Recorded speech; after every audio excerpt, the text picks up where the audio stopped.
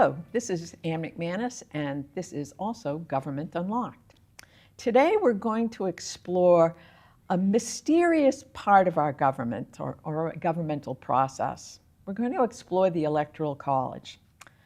If you're like me and many others, I suspect, when asked about how we vote, we think we go into the ballot box and we cast our ballot, and that's that. But there's much more to it. There is the Electoral College. And you probably do hear about that on election eve and during the day after the election, but I'm sure you've wondered, I know I have, how does it work? Well, we're very fortunate again to have Dr. Jane Southborough with us to unlock the mystery of the Electoral College. So Jane, thanks for being here again. Thank you, Ann. To help us understand the Electoral College.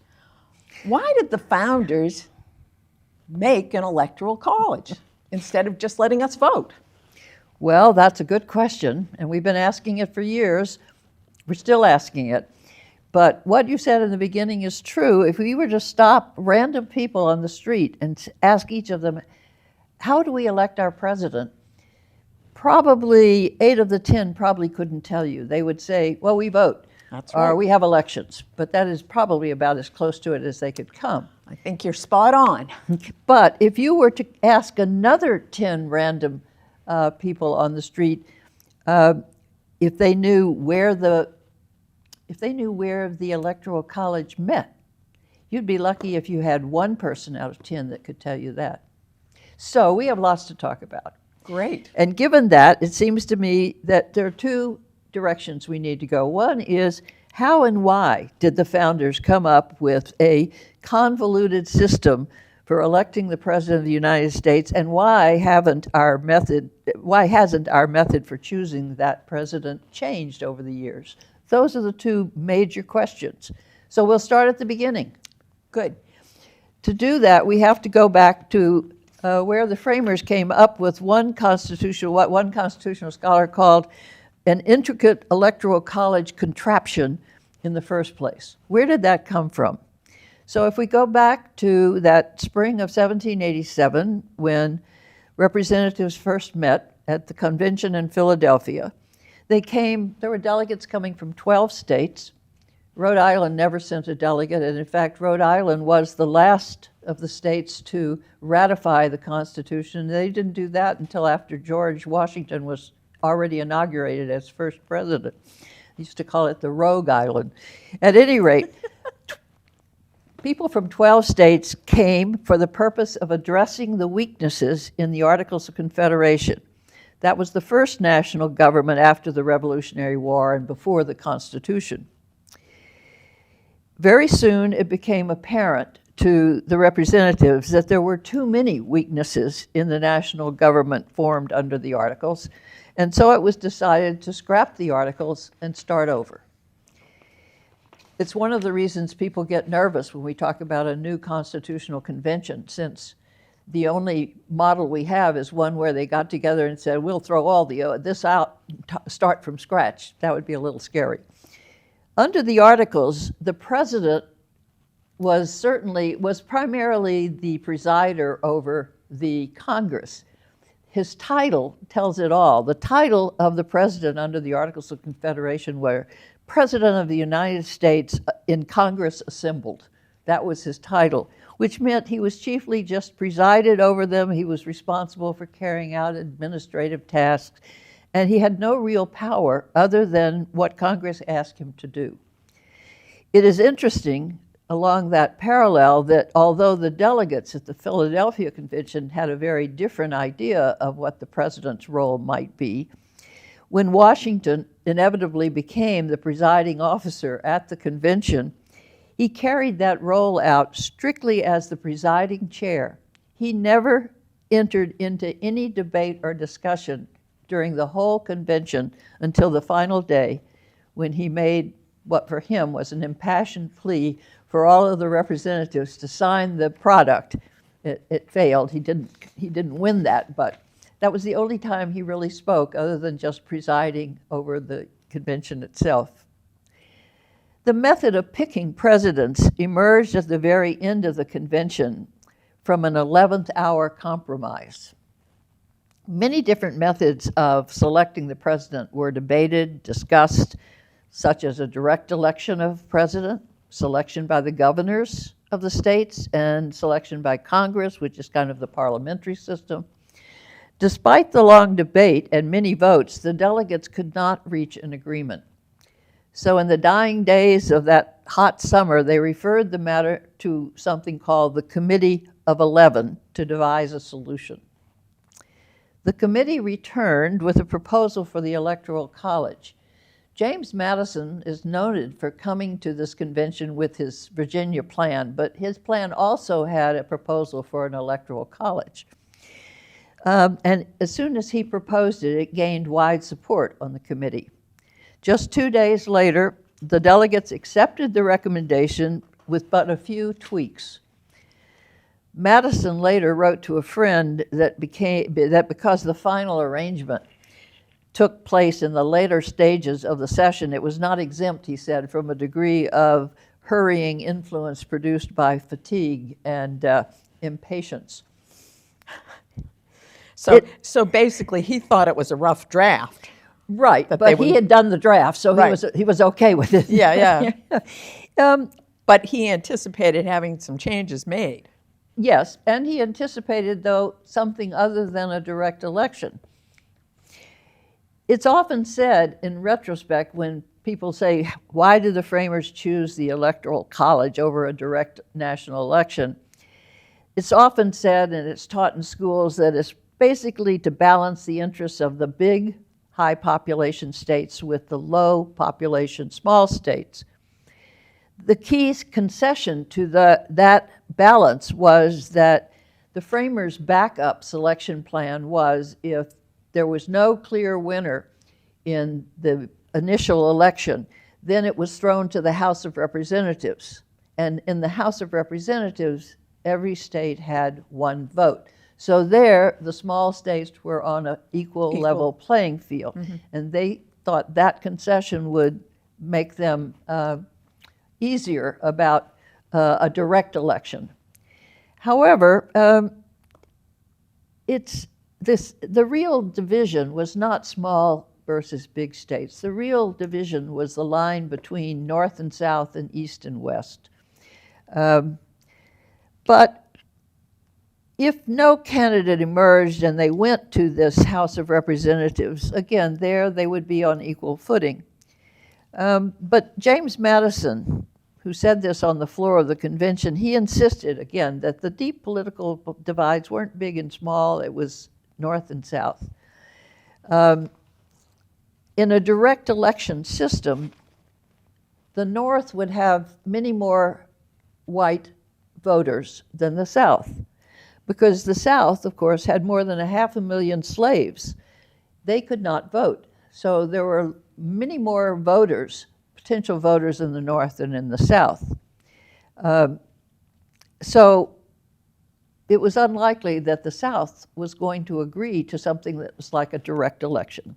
This is where the so-called 3/5 compromise came in. They agreed then to let each southern state count a slave as 3/5 of an eligible vote, or an eligible voter for purposes of population. And of course, purposes of population meant... But they couldn't vote. They couldn't vote, but they 3/5 of each of the slaves was counted as 3/5 of a potential voter. So when they added up the population, that was considerable. It actually, even with the discount, the 2/5 discount,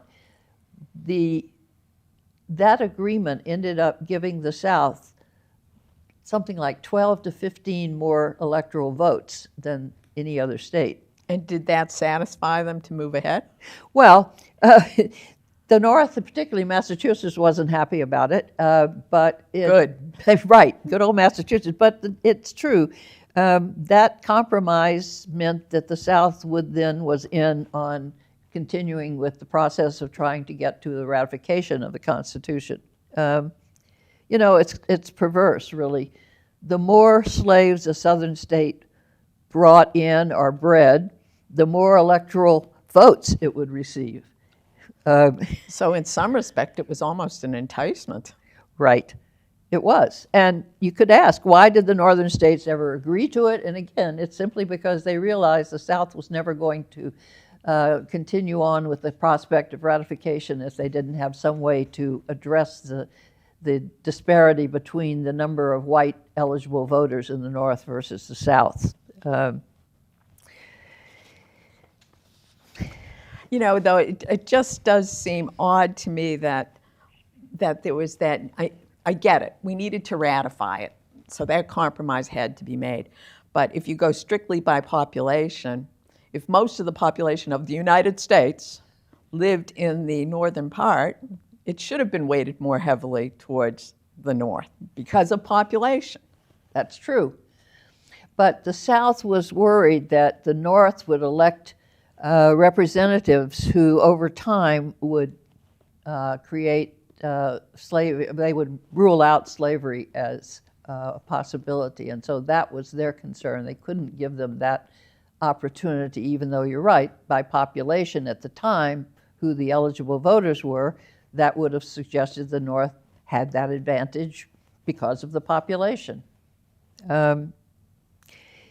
That pro-slave tilt to the pro-slave southern states was not, if it wasn't overwhelmingly obvious that this was really giving an advantage to the South, it soon became so because slave-holding Virginians won 8 of the nation's first 9 presidential elections. So that made it pretty clear what kind of advantage it was. The first sign there was really a problem with the Electoral College, other than that 3/5 compromise, which was a big problem, particularly for the slaves. The first sign that there was a problem was the election of the 2 elections of 1796 and 1800. 1796 was John Adams running against Thomas Jefferson. Adams had been Washington's vice president. Jefferson had been Washington's Secretary of State. Alexander Hamilton had been Washington's Secretary of the Treasury. And although the founders had not really contemplated political parties, and although Washington in his farewell address had advised against the dangers of political parties, they were clearly coming into being by the end of Washington's administration. And so that what happened is, under the electoral system, the presidency was a general election. Everyone who was running ran. And under the system, if the winner became president and the runner-up became vice president. That's why, in the case of the first election that Adams and Jefferson ran against each other, Adams won, but Jefferson was runner-up. So you had Adams as president and Jefferson as his vice president. And by that time, Adams and Alexander Hamilton, the Federalists, had coalesced around them, and Jefferson was leading the Anti-Federalists. So you had a president and a vice president of the 2 opposing parties. That seems rather toxic to me. Well, I don't know. In some ways, you could think of it as kind of offsetting each other. Well, yeah. Think of it today, it might be offsetting each other. Yes, it might, actually, now that you put it that way. But it also could stall things significantly, I would think. Yes. And again, even at the end of Washington's administration, there was this whole controversy over a Bank of the United States, and Washington asked both Hamilton and Jefferson to submit to him their arguments for whether they were for it or against it. Jefferson was against it, Hamilton was for it. And even there, if you read those, you can already see totally the formation of the different parties, of the Federalists and the Anti-Federalists. But by the end, after Adams' first term, he and Jefferson ran again against each other in 1800. And this proved even more complicated because, again, still, there was no one indicated as to whether you were a candidate for president or vice president. You were just all candidates for the presidency. So in that case, Jefferson in 1800 beat Adams, But the man who was to be his vice president, Jefferson's vice president, was Aaron Burr. And everybody in their party voted all for Jefferson and all for Burr. And so they came out tied. And Burr did not gently go away in the night. And so the convention, because it was tied, it was thrown into the House of Representatives. And there they went through multiple votes until Jefferson finally came out on top. But that just demonstrated the difficulty of the way it was set up. It was not working. So it was after the election of 1800 that the 12th Amendment was proposed. And what the 12th Amendment did was basically separate ballots so that there was ballots for president and ballots for vice president. Ultimately, we get to where the parties really have the party's ballot with the president and vice president on the same ballot, but that's further down the road. The fact that it wasn't working so well was a problem that continued. Can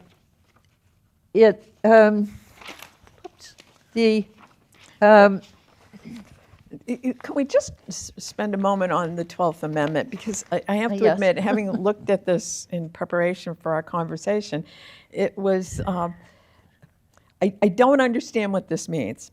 The electorals shall meet in their respective states and vote by ballot for president and vice president. That's clear. One of whom, at least, shall not be an inhabitant of the same state with themselves. So does that mean that the vice president and the president couldn't come from the same state? Is that all Yes, it means? It does. And you may recall, Dick Cheney changed his residence from Texas to Wyoming so he could be vice president under George Bush. So even today, that stands.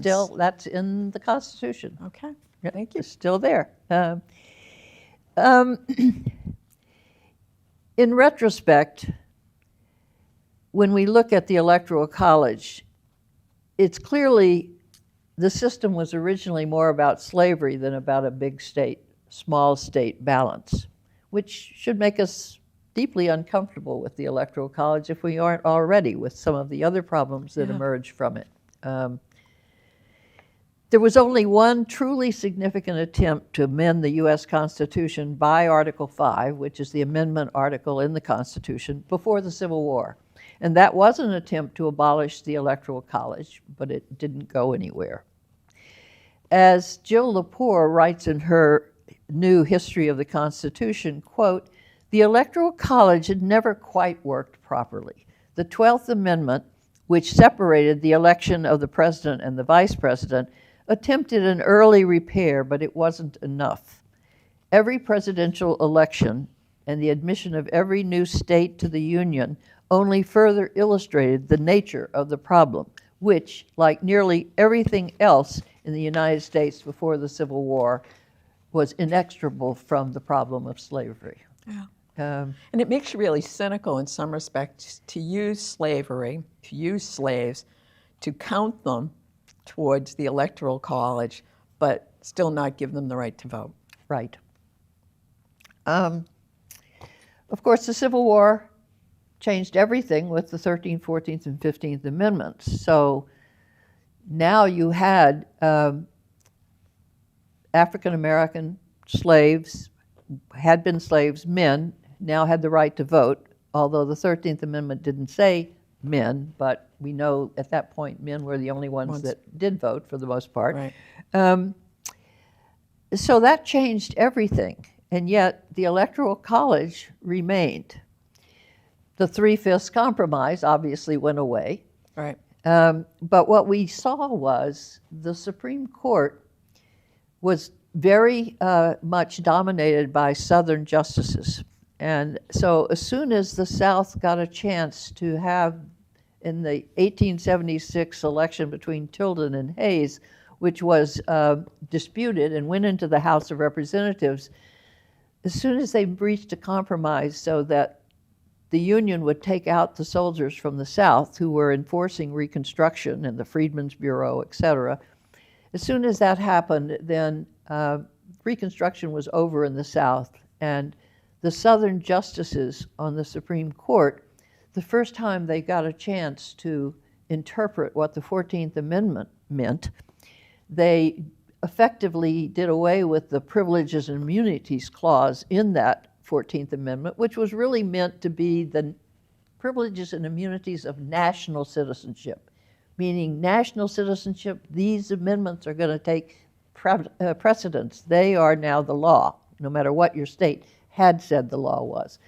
But the court effectively eliminated that in the first time that they interpreted the 14th Amendment. There's a bunch of cases called the slaughterhouse cases. So is that But when that's states started having things like poll taxes and things like Absolutely. that to basically make it more difficult for people who were poor? Poll taxes, they had literacy tests. Literacy, yeah. I had a copy of one of those that I gave to a class that I teach, and none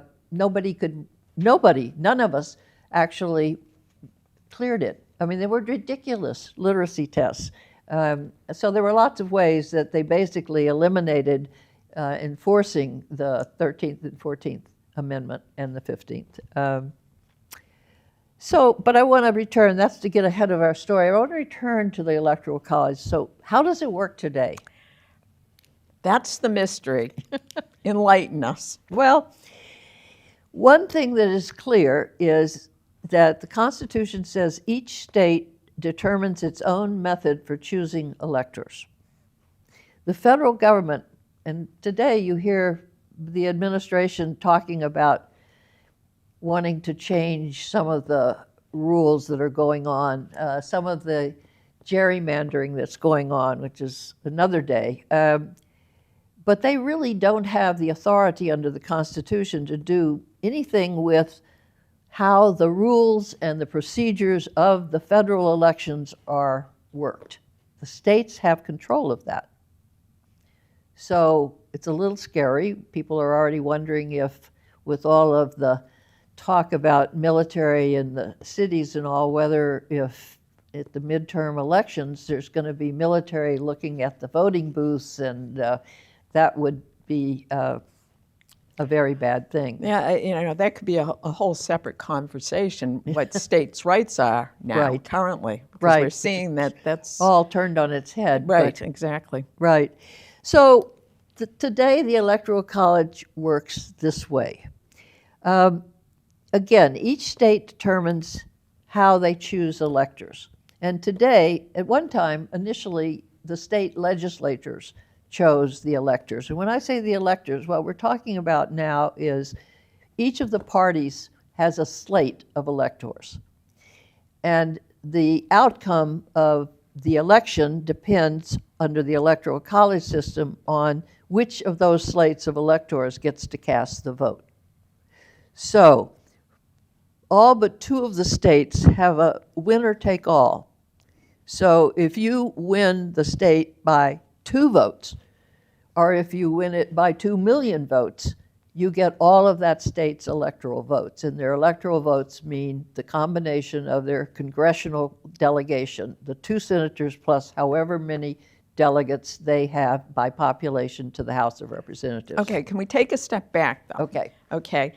The electors come from each party, are recommended to the legislature, and then they vote on them? Is that how it works? Well, it's worked differently over time, but today pretty much what happens in all of the states is the party regulars, the parties in the state, hold their own party convention, and in that convention they choose electors that will be the electors for them in the next presidential.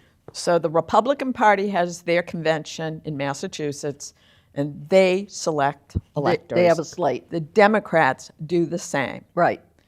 Whoever wins the popular vote within that state, yes, they determine who the electors will be.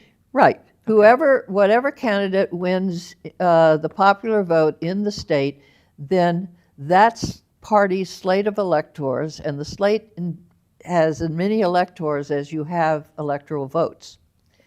That group then will meet on the same day. They all meet in their individual states, and with the governor, and if there's, in some states there is an electoral committee They meet with them and they certify the electoral committee, the election committee certifies who won, and then that slate of electors casts their ballot for their party's candidate. There's something called faithless electors. There are a couple of instances in which somebody who was supposed to vote for their party voted for somebody else. It's never affected anything, but they're called faithless electors. And some states have actually created laws that fine them if they do that, but the courts haven't really even enforced those. So if they do it, there's really no consequence for it? Not really. Okay. They just won't be chosen This next seems time a little- around for an elector. I was going to say, this seems really pretty loosey-goosey in some respect. Well, I can be an elector, and let's say deep in my heart I don't like who the popular vote is. I can vote contrary to that. I could. you could. And I might be fined, but it sounds like I probably wouldn't be fined. Right. But again, the electors are the party regulars. They're people who are very active in the party in the state. And so when you go to the state convention, the people who are chosen as Are the real loyalists, yeah, and they're going to yeah, vote the party they're the line. people that are working all the time in the party, so they're not likely to be faithless electors. How do we as citizens get to know who these electors are? Well, one way would be to go to your party's convention in the state. Uh-huh. There you get to vote on who they are. I'm just a regular citizen, though. I don't go to conventions. How would I find out? Well, why would you care to know other than the fact you want your party to win? I mean, do you care who the electors are? Because they're just going to vote for whoever, if their candidate is won, then they're just voting for their candidate, and it doesn't matter who they are. They're just Okay, going when to you hand put the it that ballot way, in. you're right. They really don't matter. They're just going to put the ballot in. But something that's emerged. So why don't we get rid of the middleman if they don't matter? Oh, Well, we'll get to that. Right. Well, we'd like to, but that's been hard to do all these years. Okay. We're going on 250 pretty soon. One of the things that has happened more recently in the election of 2016 and in I was going to ask you about that. Go ahead. Yeah, great. and 2020 is something that never happened before. And that is because of all of the charges of rigged elections and all, what is usually happens is after you have that meeting of the electors all on the same day across the country to cast the ballots for who won in their state, then there is a date at which the Congress meets, the electors, the states take the ballots are sent to the vice president who runs this as the president of the Senate. And on the day that the ballot or the presidency is announced, that's all been just absolutely They certify the election, and right, that's it. Right. I mean, the vice president, who's president of the Senate, gets up and he calls on each state, the number of votes, somebody from the state gets up and makes a little speech about, and those go. There was never anything other than just a formality. Correct. But in the 2016 and in the 2020, what you had were people in Congress that are there for this announcement challenging the votes from other states.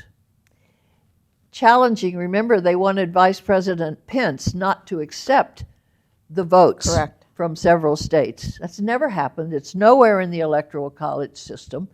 They're just totally out of order.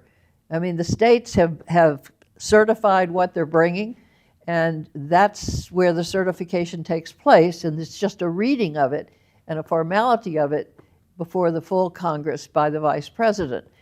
And those two instances are the first time ever we've really had a question about the transfer of power at that point, which has always been a formality, nothing more, because it's already been determined at each of the state levels and then the cumulative vote of the electoral votes.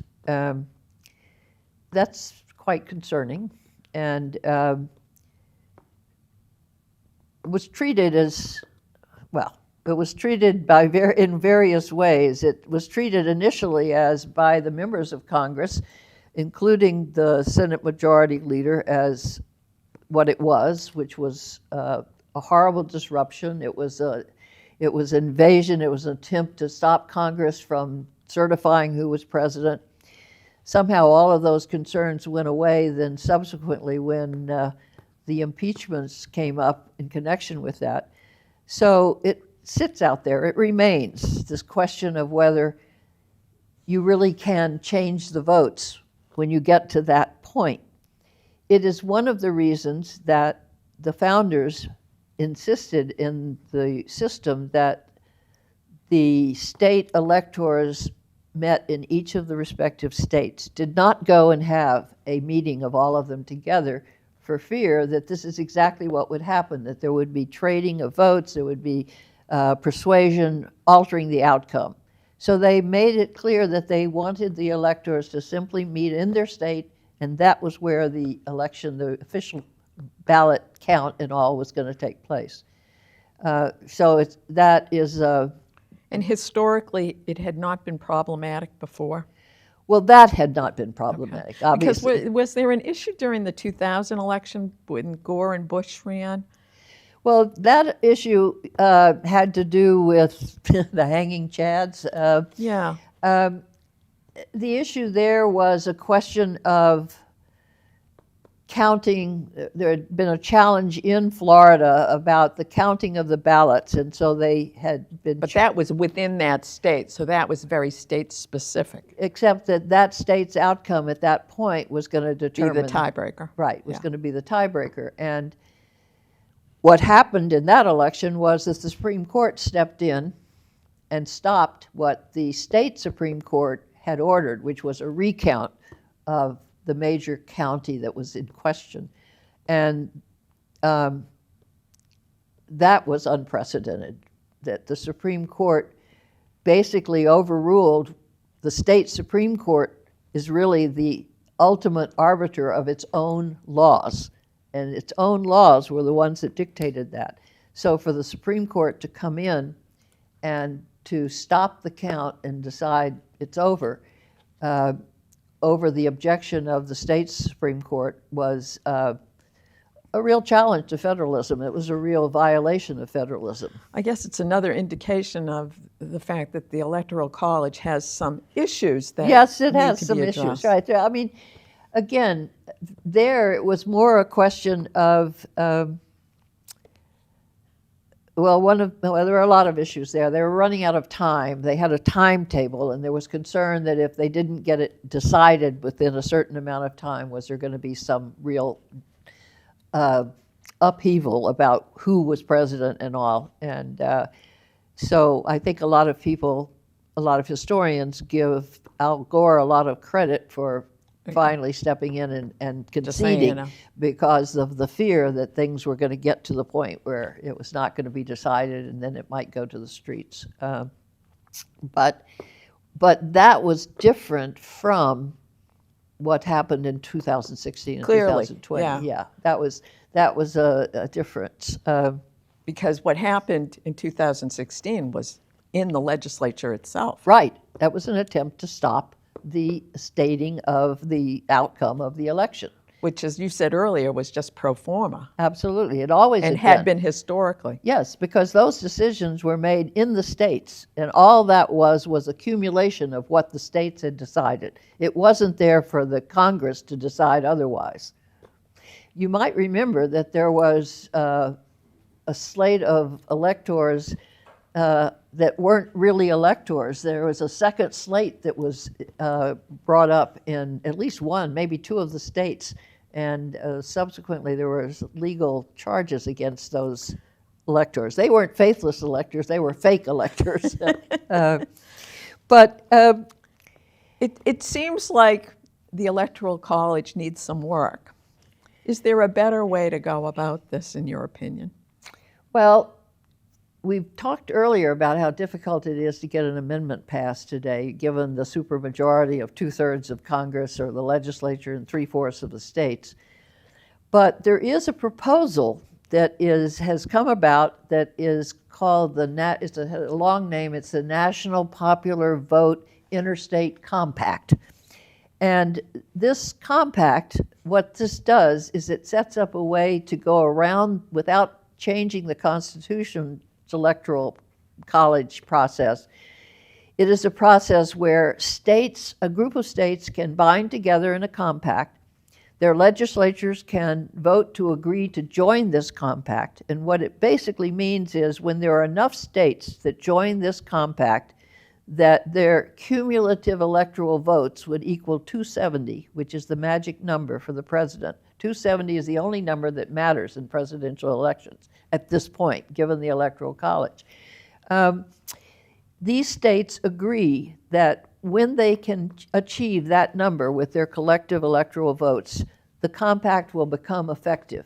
And when the compact becomes effective, these states have pledged that they will pledge all of their electoral votes to whoever won the national election. So okay. it gets around just the individual states. It says, we agree, we think it should be a national election. So the states that join this compact have decided that if we get enough of the other states to join us that we can actually come across with enough electoral votes to win, we will vote all of our electoral votes, each of these committed members, to whoever won the national election, and that will make it a national popular vote. It's an interesting idea.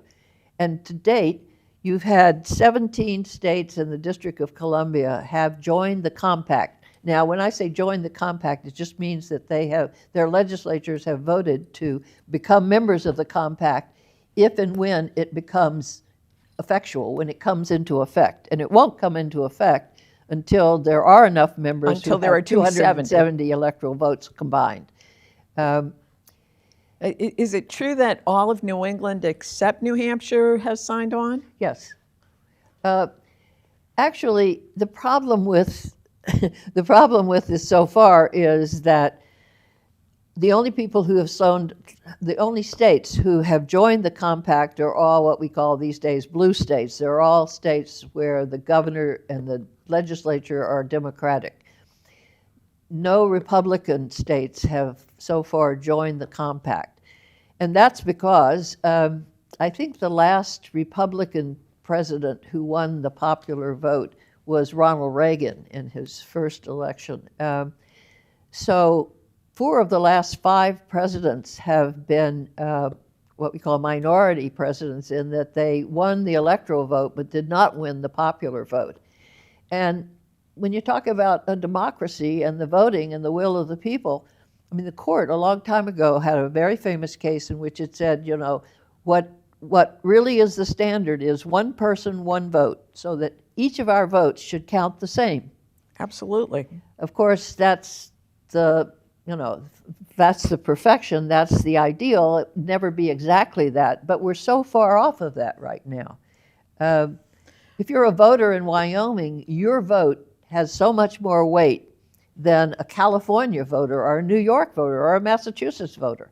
So, and the whole winner-take-all skews the outcome so much from what the popular will is. So it is a big problem for us. Right. And yeah, because I think about Republican voters in Massachusetts. They must feel that their votes don't count because, you know, we're a Democratic state and winner take all. So right. it goes in terms that of presidential elections, it's true. We elect Republicans for governors, and some have been. And it seems like the compact is an alternative to be pursued because it doesn't require changing the Constitution, which right now seems like such a hill to climb. Right. That exactly. It won't happen. Exactly. It's a way to get around that without having to climb that hill. It's, you know, I think if we could take a poll of the whole country, I think there's clear that most people would agree that we should have it should be a national popular vote. There have been more amendments, I think over 200 proposed amendments to eliminate the Electoral College. They've never gone anywhere, but more amendments have been proposed on that subject than any other subject. So I think it's clear that people really do not like this kind of truncated system. But the political parties are something else. Yeah, there's obviously a motivation to keep the the way it is. Right. Well, I think this has really helped me understand the Electoral College a little bit more and the dilemma we're in. Because I agree with you. I think most people want to think, I have one vote and I want my vote to count as Right. an individual. So thank you for helping us understand this very complicated system and letting us know what some of our alternatives might be and that they're out there right now being pursued. So that's good They are. news. That's good. Thanks, Jane. You're welcome, Ann.